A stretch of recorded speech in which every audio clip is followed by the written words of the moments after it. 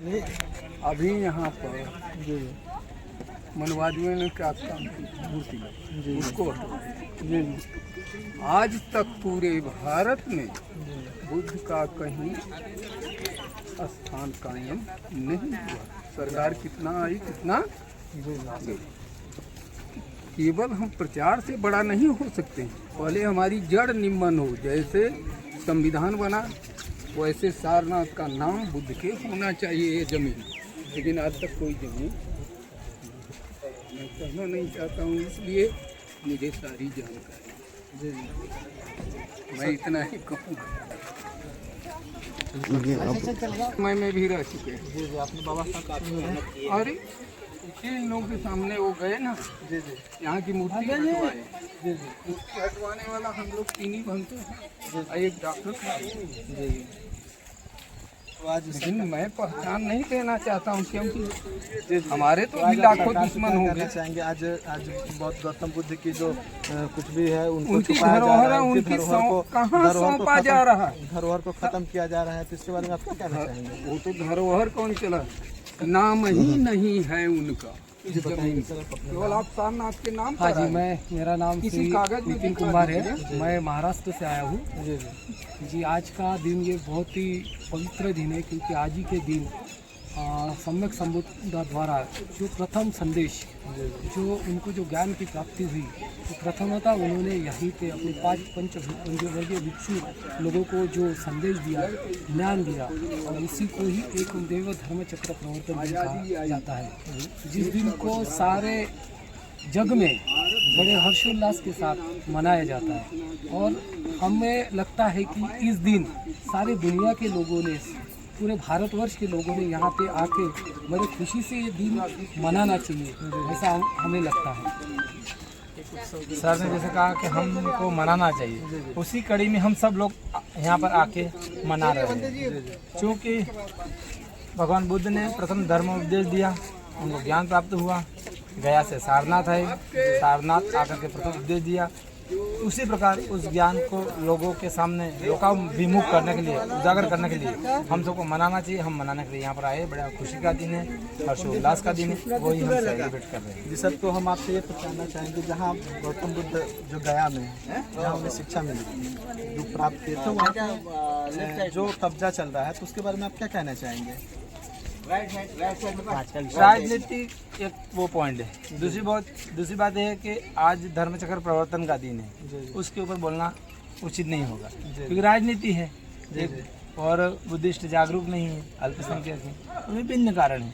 लेकिन हमें हमारा नवनिर्माण ही ज़्यादा से ज़्यादा हम ये कहना चाहेंगे कि बहुजन समाज के, जिसमें बाबा साहब इतने मतलब गौतम बुद्ध की शिक्षा वो लिए, उसके बाद इस समाज के लिए इतना किया, आज वह समाज सोया हुआ है, तो उसके लिए आप क्या कहना चाहेंगे? समाज को आज किस तरह काम करना चाहिए? सबसे ज़्यादा ये बात है कि आज जो बहुजन समाज में जो शिक्षित लोग हैं वही आगे नहीं बढ़ रहे हैं, वही पीछे चले जा रहे हैं। तो आप बताइए कि क्या करना चाहिए? शिक्षित समाज जो है आज भी कुछ है जो इस पर काम नहीं कर रहे हैं। एक्चुअली क्या होता है कि बिना प्रयास किए फोकट में जब मिल जाता है तो इंसान उसको अपनी किस्मत समझ लेता है और इसको विलासिता में, उस मिले हुए को विलासिता में डुबा देता है। जी अब उसी का ये दुष्परिणाम है। कहना चाहेंगे जो बाबा साहब की वजह से, गौतम बुद्ध की वजह से वो नौकरी प्राप्त कर लिए, वो समाज को आगे नहीं ले जा रहे हैं?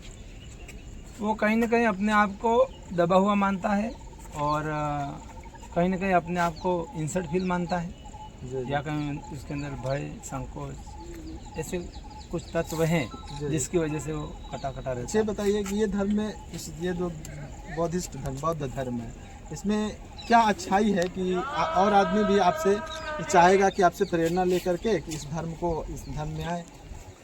देखिए, आपका प्रश्न जबरदस्त है। इस अधिकतर धर्मों में क्या कहा जाता है? चोरी नहीं करना, झूठ नहीं बोलना, व्यभिचार नहीं करना, नशा नहीं करना और हिंसा नहीं करना। ये बात कॉमन सभी धर्मों में मिलती है कि नहीं मिलती है? अब आप इसका ऐसे रिवाइज एनालिसिस करिए कि जितने भी धर्म आज धरती पर अस्तित्व में है, उनमें सबसे पहला कौन सा धर्म आया? बुद्धिस्ट धर्म आया, और उन्होंने वो शिक्षा सर्वप्रथम दी और उन्हीं का ये कॉपी पेस्ट चल रहा है। अब ये नहीं माने, वो उनका अपना अभिमान है, और माने तो उनका बड़प्पन है। बाकी ये शिक्षा बुद्धिज्म ये सद्धर्म है। सद्धर्म। सद्धर्म ये समानता की बात करता है, बंधुत्ता की बात करती है। सद्धर्म है। हाँ हाँ, खास बात ये कि बुद्ध कहते हैं मनुष्य के बीच में संबंध कैसा होना चाहिए। जी जी अन्य धर्म कहते हैं मनुष्य और ईश्वर में संबंध कैसा होना चाहिए। जी जी बुद्धा कहते हैं ईश्वर है या नहीं है वो सवाल मत करो, हम इस दुनिया में रहते हैं, हम जीते जी कैसे हमारा कल्याण हो सकता है, जी जी हम मनुष्य एक कैसे रह सकते हैं। जी जी आज सारे संसार को बुद्ध की जरूरत है, ऐसा राजनेता अपने मुंह से खूब बोलते हैं मंचों के माध्यम से। जी जी तो उससे अनुमान लगाइए कि बुद्धा का धर्म कितना आवश्यक है। जी, आज जो बात चल रही है हिंदू राष्ट्र की, ये चल रही है अखंड भारत की, तो क्या बिना बुद्ध की परिकल्पना किए अखंड भारत की कल्पना की जा सकती है क्या? बहुत मुश्किल है। देखिए अपने अपने प्रयास होते हैं, कौन पूर्व दिशा की ओर जाना चाहता है, कौन दक्षिण दिशा की ओर जाना चाहता है, तो जाने वाला जाएगा ही जाएगा।